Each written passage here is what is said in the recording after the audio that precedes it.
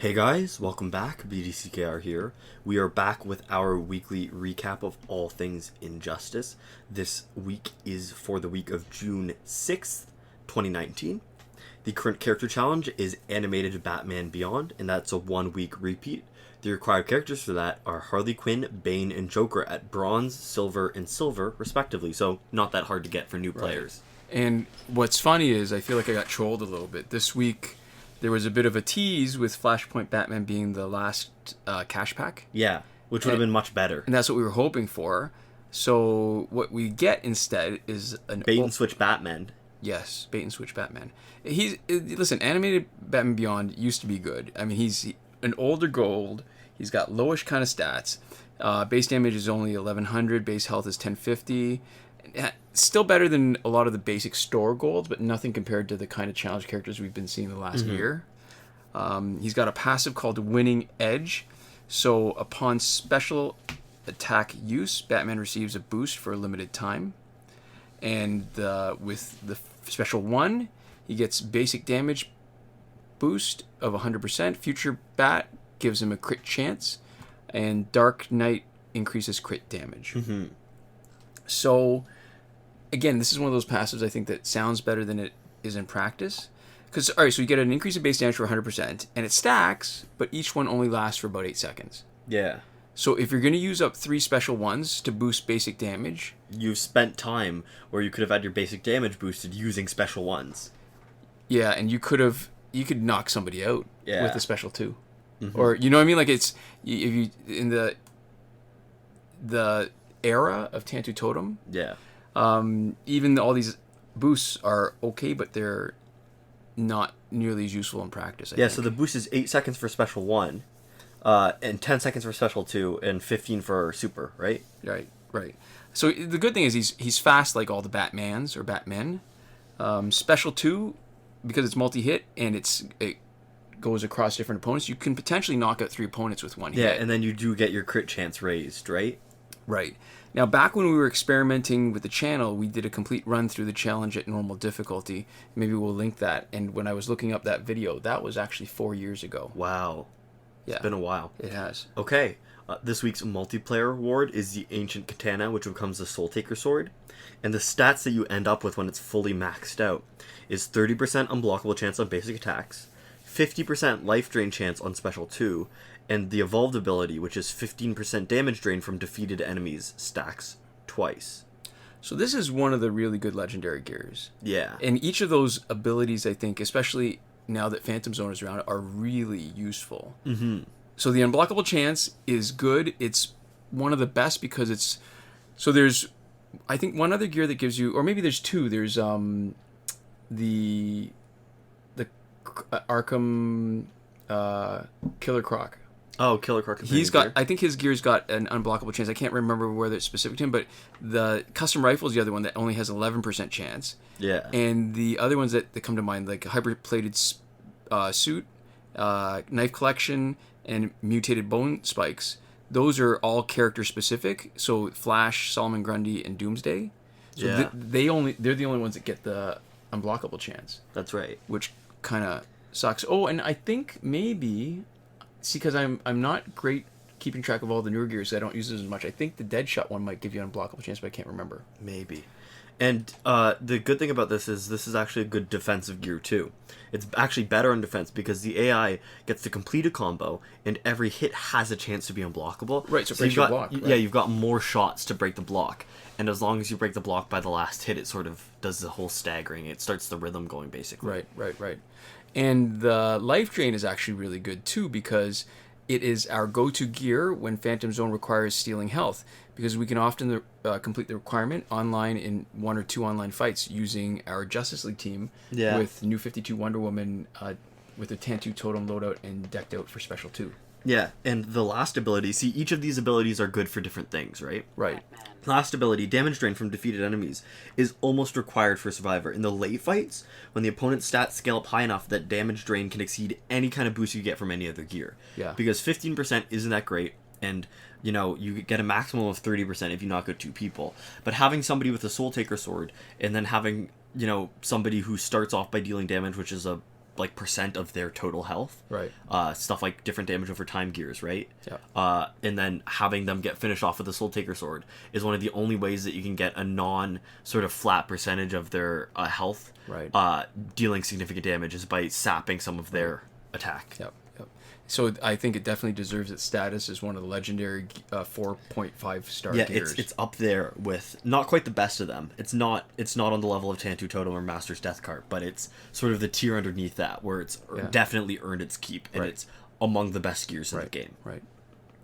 In the store, we have Suicide Squad Deadshot. That's $27 Canadian, which is not worth it. Reminder that it's only one copy. They won't unlock in your store, and this is where what we say every week may be a clue for next week's challenge is especially relevant. And last week was not. It was exactly a red herring. Yeah. So that's sort of the, I guess, proof for people who have not seen it or forget the times when it wasn't. Yeah. Yeah. And it's not just when an update comes up. Sometimes it just is. It's probably next week's challenge, though. Hopefully they're not going to juke us out twice in a row. Yeah.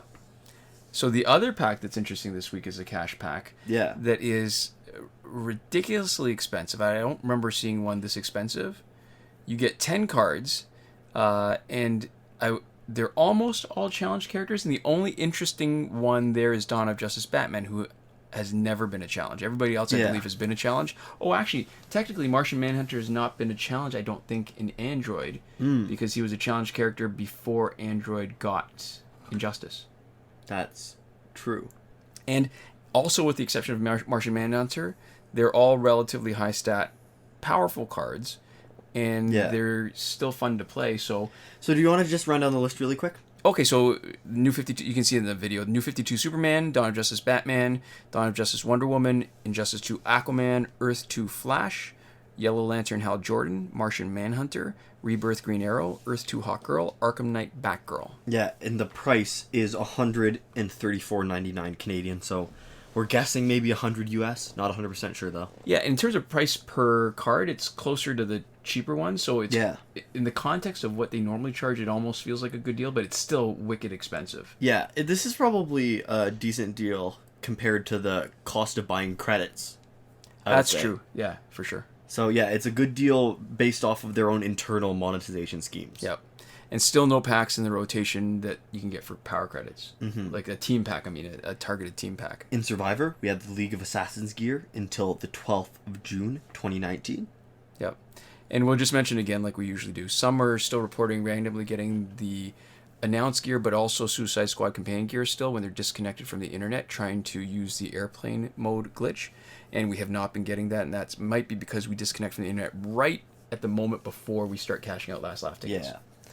Phantom Zone is still here for one more week, so do that while you can, and look at our, what we're going to mention later, new old glitch for resetting Phantom Zone. Right. And Fight 62 is still broken. Moving on to the current glitches, just remember that every working glitch is explained in a video as part of the playlist that you can reach by clicking the eye in the top right corner of this video. All these glitches are Android only, or I should say we're only able to confirm these for Android. So if you're in iOS, you're out of luck unless you're willing to test stuff out for yourself or somebody helps you out in the comments. But generally, these glitches are Android only. Right.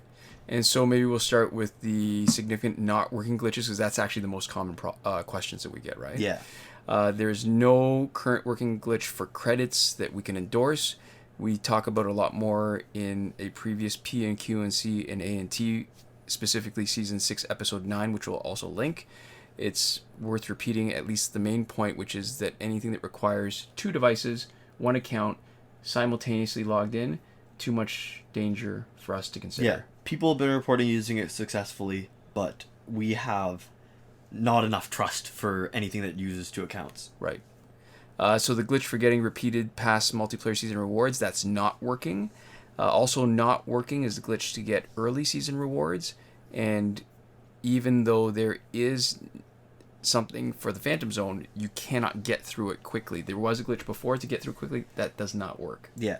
And now we can get to the current working glitches, including our sort of newest addition, which is the one to let you play the Phantom Zone repeatedly. As we mentioned in the video itself, The greatest value might be avoiding the 50 nth metal that it costs for the 2 replays that you normally get, since it takes a lot of time to play it through completely 3 times on elite level. But also, if you're willing to put in all that extra time and grind, you can complete the Phantom Zone an infinite number of times while it's up. Yeah, I mean, within reason for 2 weeks. I guess it depends on how much sleep you need to get and how. I was going to say even how often you go to the washroom, but sometimes we're playing in the washroom anyways. Yeah. So. And I would say we can maybe reshuffle the order and talk about what the sort of Phantom Zone reset glitch is based on, which is the challenge reset glitch, which is, it requires Google Play Cloud Save. It's not the older version, and it's still working, and we confirmed that on the current animated Batman Beyond. Batman Beyond. I always get confused because he's one of the guys that has like something appended to the end. Well, because what's funny is there's actually a Batman Beyond. Like there literally is a separate and he was available first. Like before there's a challenge character, he was one of the console exclusives, right? But it's like when you are applying adjectives to something and there's a predetermined order where I feel like I should be saying animated Beyond Batman. You know what I mean? Oh, it feels wrong. But so that's still working, and as a corollary, right? They're very similar methods. They're basically the same method, actually. Right. So if you're doing one, you're doing the other one. Right. In all likelihood. So be ready to lose challenge progress if you're resetting the Phantom Zone, and be ready to lose Phantom Zone progress if you're resetting the challenge. All right, so the breakthrough glitch, let you play repeatedly, still working. We were not having trouble, but one user that was offered a solution, and we've cut and pasted that potential solution in the description. We can't check whether it works because we can't test it without running into the same scenario. Yeah. The airplane mode / refund glitch is still working, good for both packs with random drops, also known as loot boxes, and last laugh tickets. We should point out that it does not work in the Phantom Zone when it's around for us, so right now, because it requires an online connection, and it seems like for iOS there's a way to, if you log out before the final boss fight and switch accounts immediately, if you don't like your rewards, you can re-roll Phantom Zone portal rewards. But that's iOS. Yeah, and at this point, I think it may not be worth it. I mean, I'd rather just run through it. That's true. Yeah. And maybe just a reminder, because people are actually, after us saying this over and over for weeks and weeks, have pointed out, oh, did you know? And we did, that the difference in price between the 200th metal pack and the 240 that you get for selling a metal character means that you could potentially use the airplane mode glitch to farm nth metal. Yeah.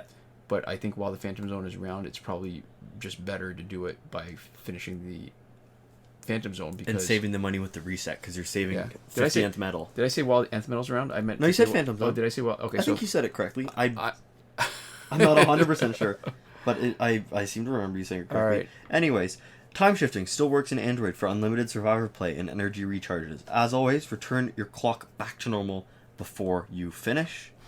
And the free energy without having to watch the video still works if the button is not grayed out. Mm-hmm. And one iOS user, Dragons952, has a potential solution. We've cut and pasted his comment into the description for iOS users who have the free energy button grayed out.